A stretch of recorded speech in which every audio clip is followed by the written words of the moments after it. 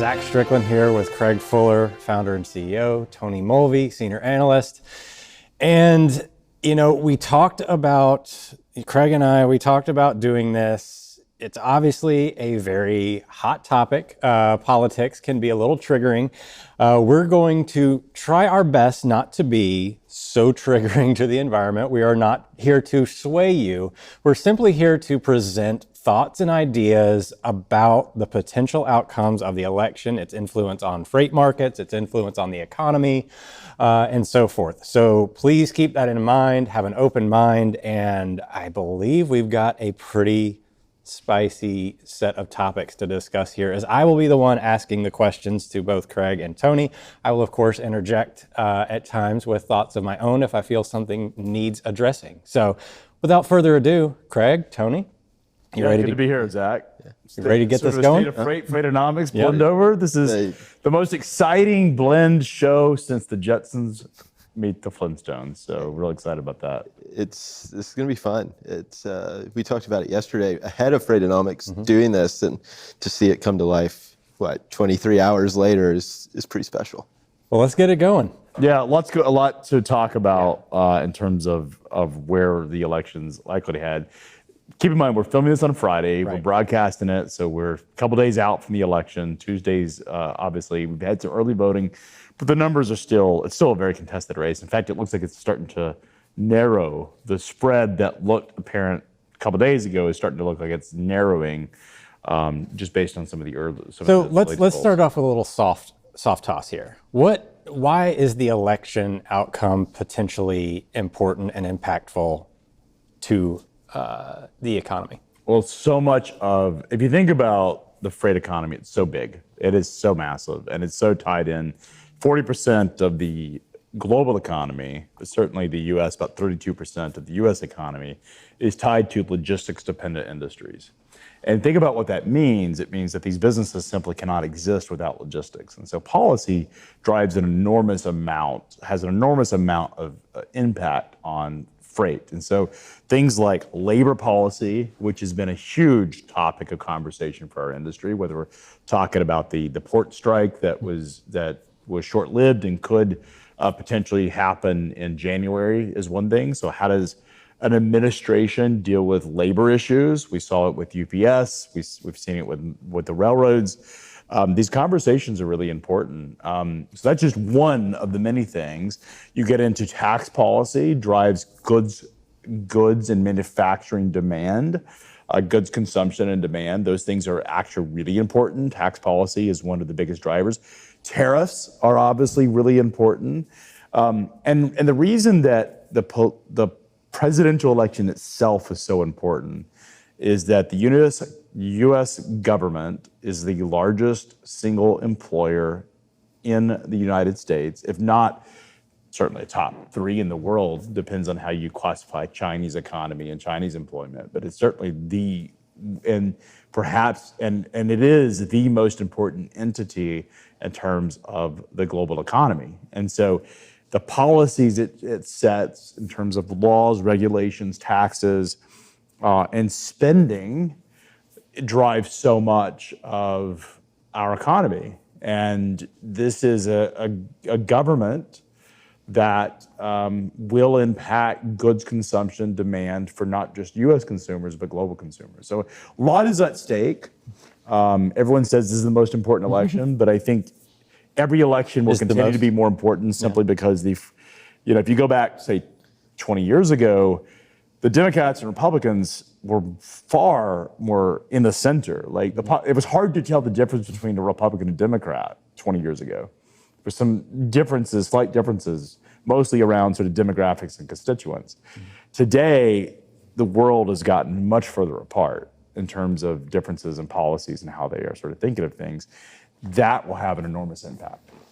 You got anything to add there, Tony? No, I think it's spot on, because I think, one, the U.S. economy, how important it is to the global economy, but our government spends money left and right feeding and funding these other economies to some degree. You look at the amount of money just put into Ukraine over the course of the past, call it 2 years now.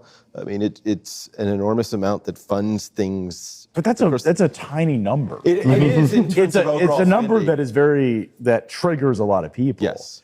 But it's a small amount of money compared to the amount of money that we spend on all these other programs. Oh yeah, it is. I think it's just one that catches people's eye because we're spending all this money here domestically too that just doesn't necessarily get seen or felt. It's because it's a war that most Americans don't seem to be concerned about. Yeah, like 'cause it's we're not not. involved. It doesn't feel like it's our problem. Yeah. For most, this is not a problem that most Americans feel like. I mean, U.S. homelessness we see it. It's on our streets. We feel it.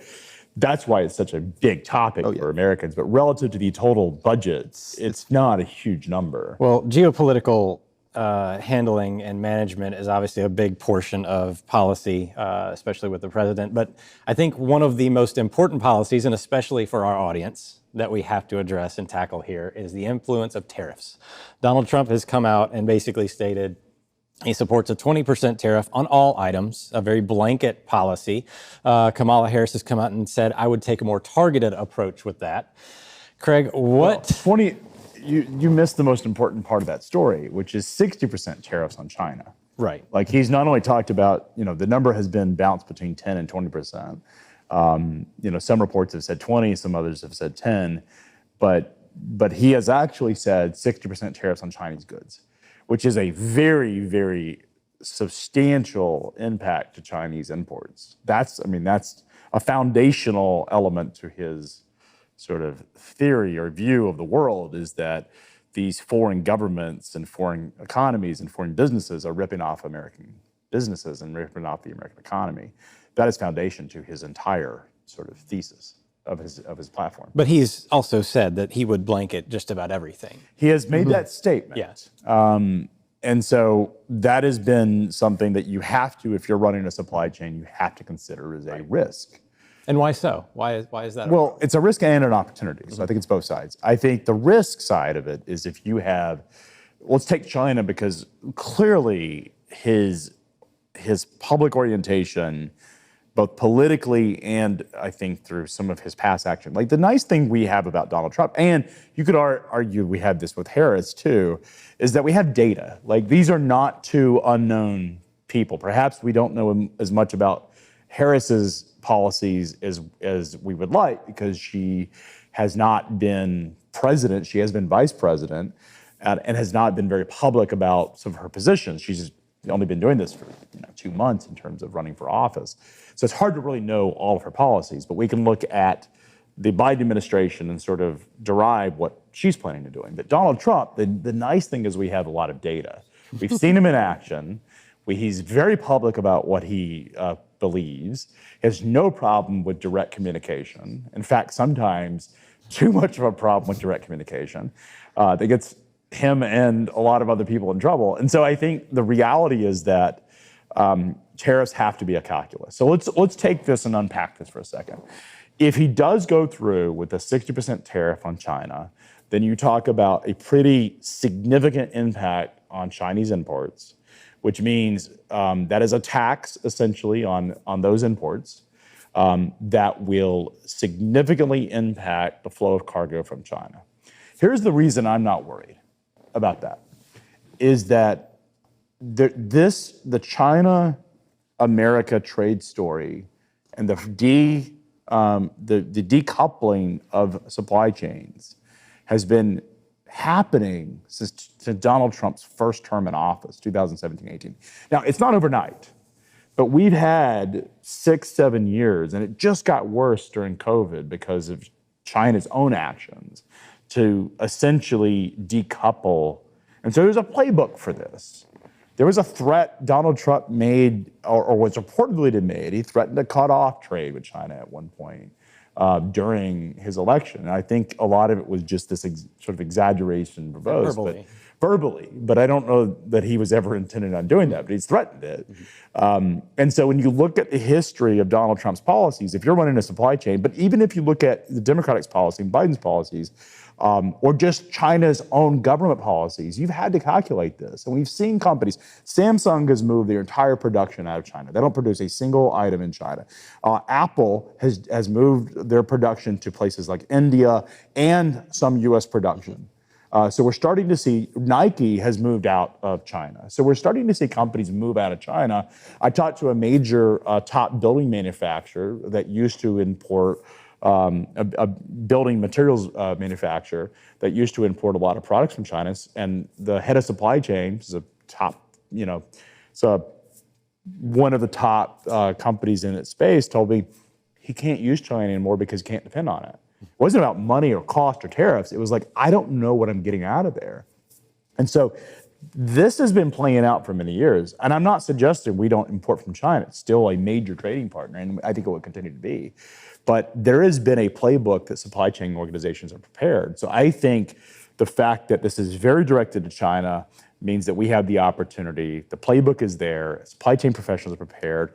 This is not a black swan event. This is something new. And if companies are not taking this serious, they are behind the times. So I'm going to turn to Tony here and pose this in a different way. So Craig laid out, I think, the groundwork here. But what he's stating here is that largely this is about decoupling from China. But we've got India, Vietnam, all these other countries. They're also exposed to tariffs, but there's also, I think, an undercurrent of instability. There's uncertainty with a lot of this policy. What's your take here on how the instability may or may not either grow the global economy or detract from it?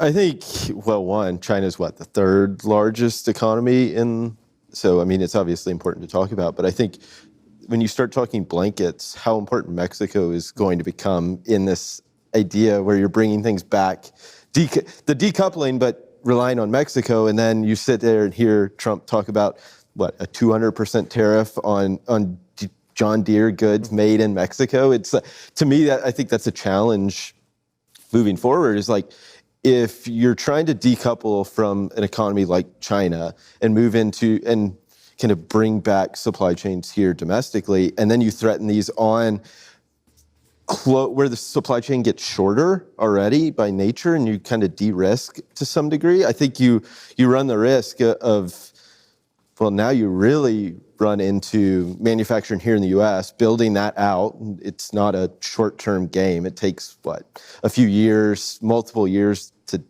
up to 10 to get things up and running to the level that they have this manufacturing in other countries.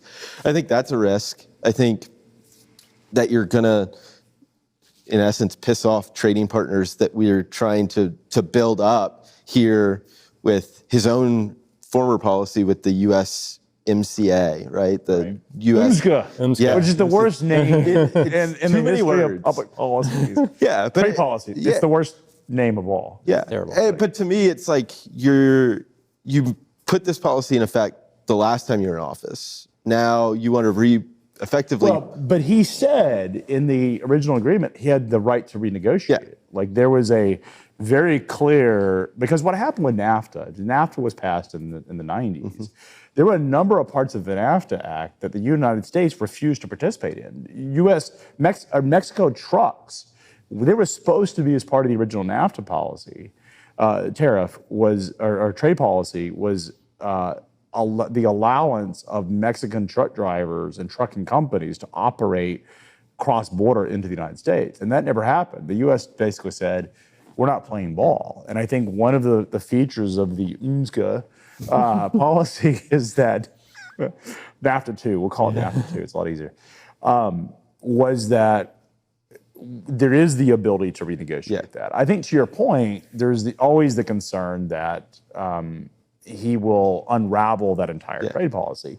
But we have data here, and I think this is the important thing. A lot of people have come out and talked about the draconian impact of these tariffs, but we actually have data. Remember, when he came out in 2016, the idea that we were going to have conflict with China was very polar, was very unexpected.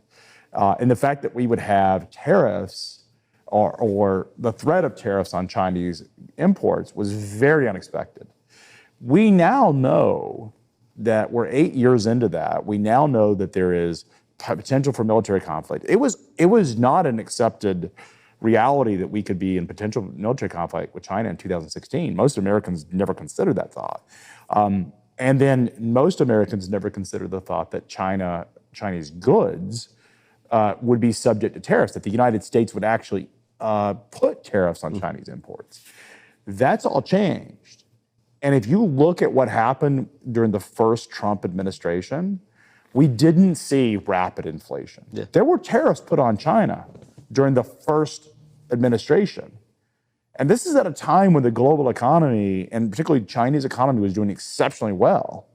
Like it was growing 7, 8, 9% year over year. It is now at risk of actually contract. I mean, it is basically a flat economy. So official Chinese stats say it's growing at 4 and 5%. Yeah. We know the official stats are BS. Yeah. So there is a lot of excess capacity in the Chinese economy. So putting these tariffs in place probably means that those exporters, those Chinese exporters, have no choice but to lower the prices to be competitive, because if they don't, they won't be able to export anything. And the entire Chinese system is based on exports. So we've been talking a lot about China and how they, obviously, they're the target of a lot of our economic policies and reduction of exposure to China.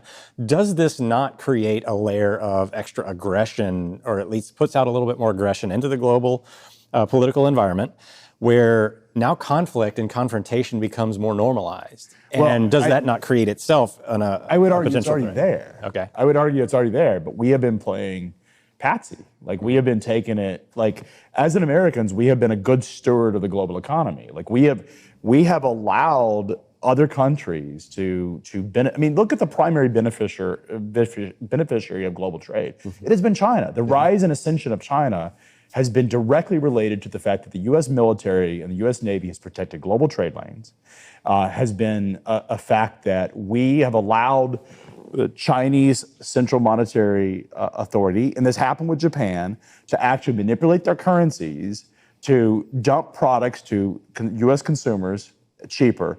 And short-term, U.S. consumers have benefited. But long-term, we have lost if you look at 45 of the major industries in terms that are technology-driven, innovation industries, we have lost. China has taken it, and it's true in biotechnology. It's true they built that in. They're building out aerospace. They're building out space technology. They're building out semiconductor industry. We have lost a lot of our core innovation parts of our economy and technology manufacturing parts of our economy, because we've allowed that to be outsourced. Consumers have short-term benefited from that. Like, let's just be completely frank. Consumers have been the primary beneficiaries. The big box retailers have been the primary beneficiaries of the cheap China trade. Right. Like, you have to say that. Yeah. But the reality is, we also have lost the expertise, the knowledge to produce those goods, and the supply chains in doing so. So the conflict is already there. But we have just been letting people just take it from us without doing much about it. And the world is different now. So on that note, since obviously China has helped grow our consumer economy by producing cheap goods and with cheap labor relatively, is this not a potential inflationary impact? Well, we talked about this yesterday and why maybe it's not, but I do think there's some impacts, just depending on if it's a blanket tariff, right? Mm-hmm. 10, 20%, whatever you want to talk about. It does, at some point, that eats into the company's profit margins to some degree. They're going to offset that by raising prices. Are they going to raise it by the 20%? Doubtful, because a 20% shock to the system is going to drive a consumer away. But I think overall, like, there is some risk to higher prices on certain goods, especially. I mean, I think electronics are one that really will be impacted. I think that's especially with, AI being kind of the buzzword and things like that, and this chip manufacturing, until it ramps up here in the US, and you place a tariff on it, it's gonna be inflationary to some degree. What that degree is, it's hard to tell, I think. But to what we talked about yesterday, the lower income consumer, what they spend their money on, food, energy, housing, things like that, aren't necessarily impacted by tariffs. One, because nobody's going to impact. One, will become more energy dependent or independent. We're already seeing domestic oil production at near all-time highs, and I think that continues under this, which is a good thing from an energy perspective. Housing, I mean, at the end of the day, it's hard to gauge that. And then food, I mean, we already produce a lot of the food already in the U.S. Like, you're not going to place the impacts of that are not going to be as great on, say, the lower income consumer that's spending most of their money on food, energy, and housing. So let's unpack this for a second. Mm-hmm. Donald Trump put tariffs on China back in 2018. What did that do to inflation? It didn't do a lot. How inflationary was that? It wasn't, but at the same time, interest rates were rising during that period too, which is kind of that offset. I wonder how much of that was an offset. But the economic data, the economy was growing, fairly robust. I mean, we had a slowdown in the industrial part of the economy, sort of reacting to that. But inflation itself, if the argument are that tariff implementations will drive inflation, we have seen tariffs implemented under Donald Trump's administration. What did that do to inflation back in 2019? It wasn't anything. Not much. So, okay, so we have a playbook for that. We've seen that it doesn't have a huge impact. Now, 60% is a little different, but let's also unpack the other parts of that. You talked about the fact that, think about, a lot of this is about really a progressive tax, which tends to mean the poorest people, or the people at the lower end of the spectrum, end up getting impacted most. But let's unpack how consumers spend their money. Food is 30% of a typical American household budget. Energy related, which includes electricity, which is power and gas, is about 10%. Housing makes up about 30%. Yeah. So let's talk about those policies and unpack them to see if we're going to actually see inflation. So energy is a supply-driven economy. So when you think about energy, whether we're talking electricity, which is impossible to build a power plant, or nearly impossible to build a power plant, like we've now seen some rational actors looking at nuclear and saying this is a very clean technology. But a lot of the environmental policies have prevented the construction of power plants, and hopefully it will be easier with less regulations to be able to produce it. There's also things like pipelines that the Biden administration, the first time they got into office, actually blocked the Keystone Pipeline. The idea that we have so much oil and gas under our feet, but we can't get to it cheaply, refine it cheaply enough, because of all the environmental regulations. And so if we remove those and we start to really create more supply, the cost of energy comes down. So that's the first thing. And that money versus going overseas stays in our economy. It's beautiful. It is so beautiful. When it's money in the pocket of that lower income consumer, if energy prices go down. It cuts the cost of energy for consumers and helps drive jobs in America. I mean, one of the great things about our manufacturing sector is things like oil and gas. We manufacture the majority of that equipment. We still manufacture the majority of the technology. That isn't something that foreign countries do that much of. It's actually still a core piece of our industrial manufacturing is oil and gas related technology. We lead the world in that. But let's talk about food for a second. We produce 30% more food in the United States than we export. And so the majority of the food that we produce is actually U.S. consumption. Now, if we implement tariffs, other countries are likely to retaliate, which means that U.S. exports become less desirable. Well, that food is the largest export part of our economy, the largest portion of exports happen to be agriculture related. So all of a sudden, we now have our food becomes slightly more expensive for foreign consumers. That means that there's a price delta on U.S. consumption. So that potentially offers lower discounts for consumers. The last piece of this is housing. So how do you lower the cost of housing? You need more supply. And how do you change the supply picture? You make it easier for builders to build homes. Now, one of that is the cost of capital. The other is the cost of labor. And the third, and most importantly, and perhaps the most importantly, is the consideration of regulations. Things like zoning is what causes it. If you look at where housing inflation is most, it's in the cities and the parts of the country that have very strict zoning regulations. Places that require just some very irrational types of rules that make it very hard for builders to build homes. And if you end up bringing more confidence in the future of our economy, builders will build homes. Right now, they're not building homes because they don't know where the economy's headed. They don't know where inflation is headed. That's why they're not bringing more supply onto the market. If we bring more confidence into, more consumer confidence, more builder confidence, and potentially lower interest rates, then we end up in a situation where builders will go out and build. That will lower the cost of housing. Yeah, and on the supply part, I mean, if you look at the average, in this environment where you have high interest rates, you would expect asset prices to fall. They haven't fallen. Like, housing prices have gone up year over year for like the last 12 months. So it is a supply, the housing element is a supply issue, and it's coming up to that confidence element. I think consumers need to see something like lower interest rates to feel confident. I mean, there's so many people that are locked in at 2-3% that are not. But these interest rates have nothing to do with the election. Correct. Well, they do. Yeah. They do. Because who appoints the Federal Reserve governor? Yeah, but he has no tie. Well, they say but that. you are naive if you I'm not being naive. No, you're naive if this you is think, the design. If you think that the Federal Reserve is not under pressure from the Biden administration or any other presidential administration or government, then you haven't been paying attention. It is treated as a separate entity. Is it not true for? There is some independence, but when you look at this as it is. And I'm not suggesting that it should be subject to the presidential pressure, but there is certainly some political elements that go into those appointments. Oh, 1,000%. And I think in theory, it is independent, but in reality, I mean, just like Congress should be independent of presidency and things like that, right? The checks and balances.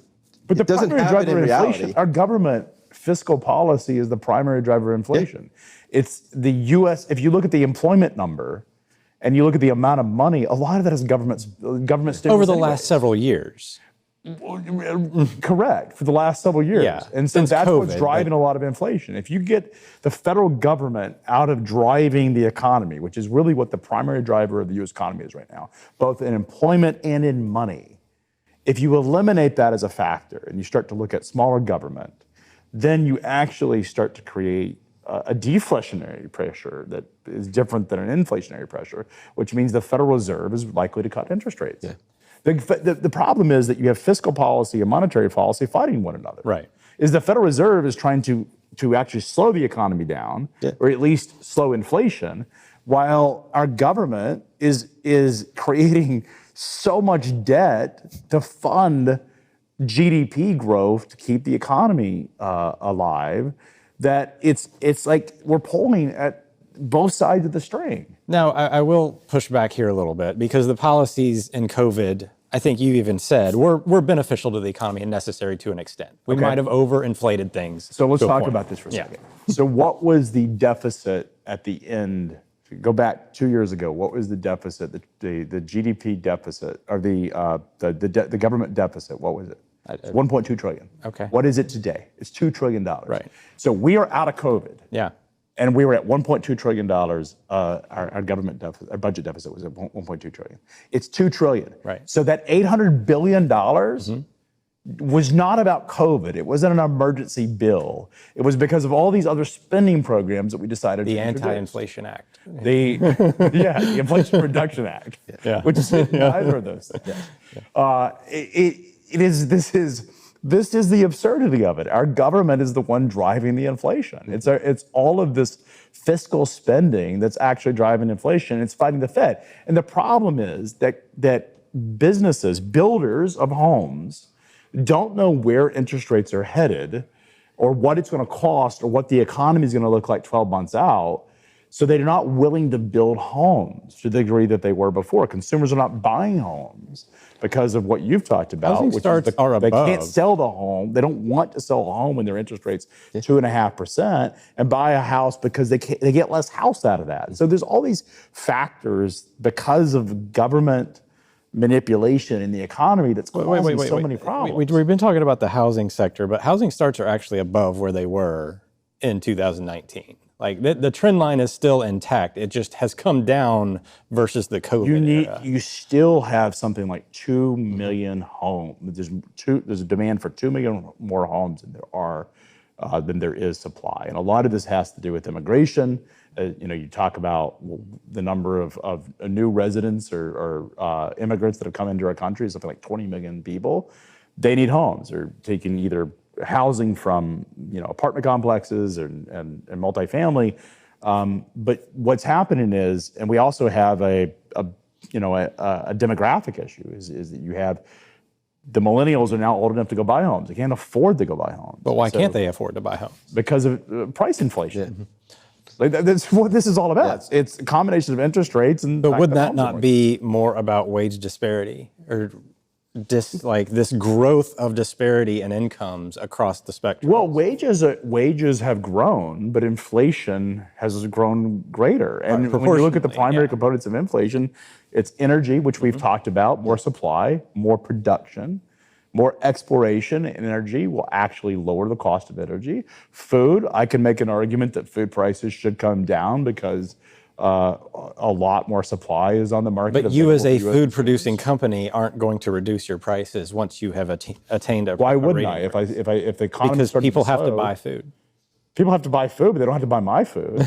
Like if I'm producing Oreos or I'm producing like chicken, if the guy down the street is offering something for 20% less than I am, that's the way the economy works. Well, yeah. Sure. Competition is a wonderful thing. Yeah, I mean, it's no different than you go down the cereal aisle at Publix and there's buy one, get one free this week, and the competitor next week's buy one, get one free. They're just like rivaling. Like this is not price. The whole absurdity of price gouging, the idea that grocers are price gouging, these are single-digit 1% to 2% margin businesses. Yeah.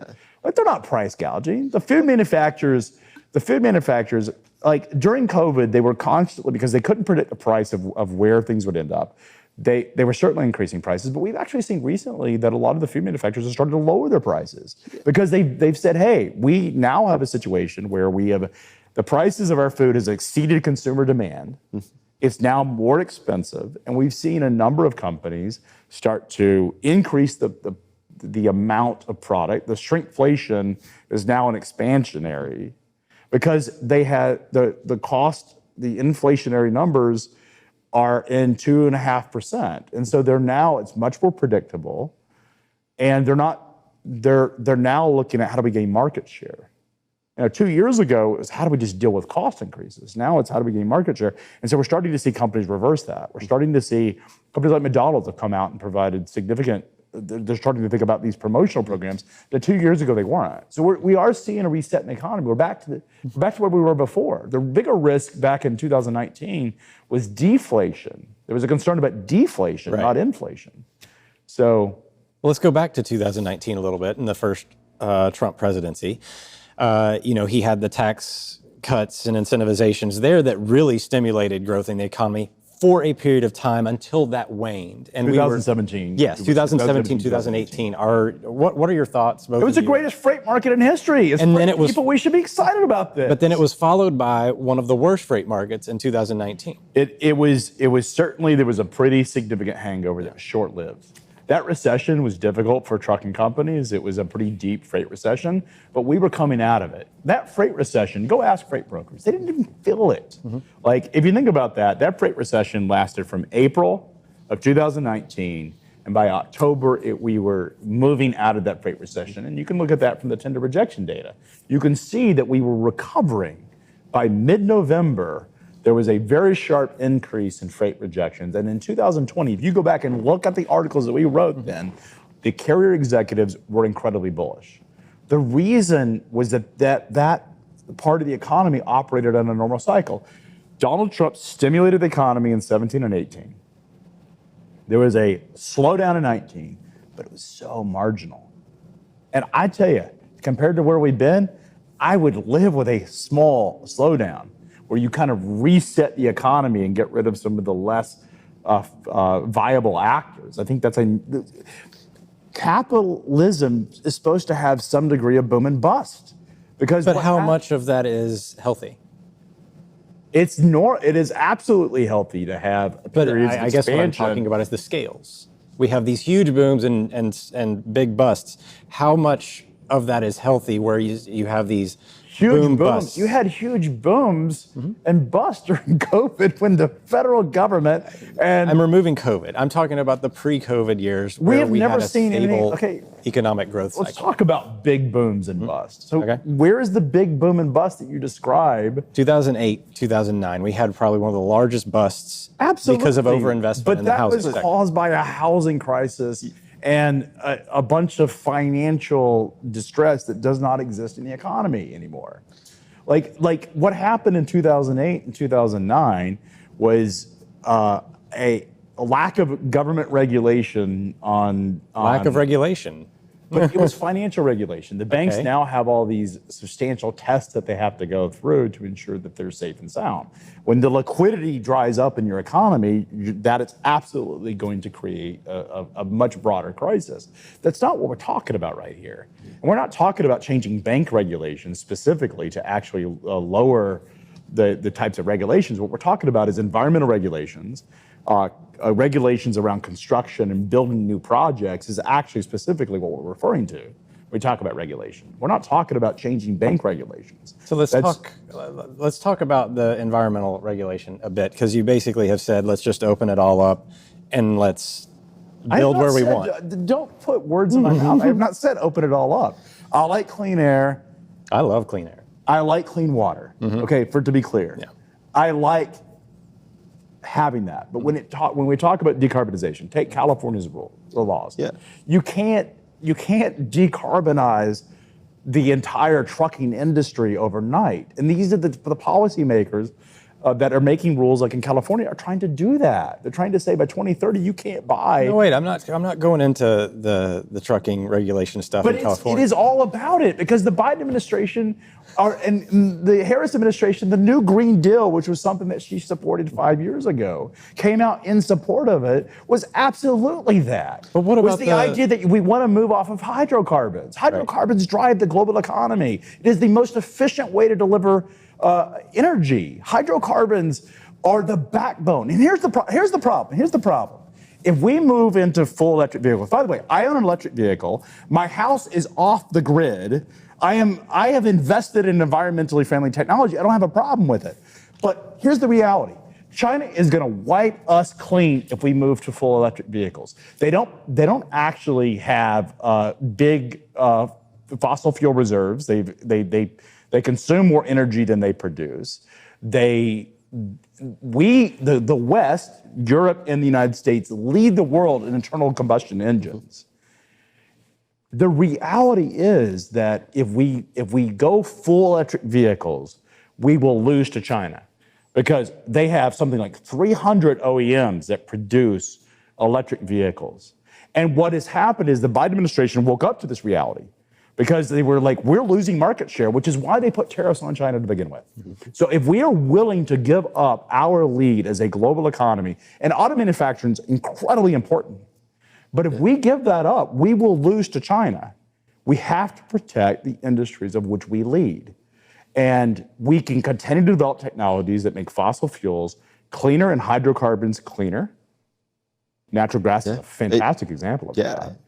But we can't leapfrog into the future, because we are not a leader today in that technology. It doesn't mean we shouldn't build it, but we're playing a playbook that we don't control. And this is what happened to Germany. Yeah. Germany decommissioned its nuclear power and now is building coal plants because it has become so dependent upon Russia that geopolitically that's been a disaster. Yeah. I think the other side of that is, like, you put in these deadlines and the 2030 EV mandates. Arbitrary deadlines. Yeah, the problem is that they are too arbitrary. They're just not grounded in science. Yeah. And it's expensive, right? I mean, I think that's the big part, is it's expensive to transition these things away. And they're politicized. So they're not necessarily rational. It goes into this government spending frenzy that they're on.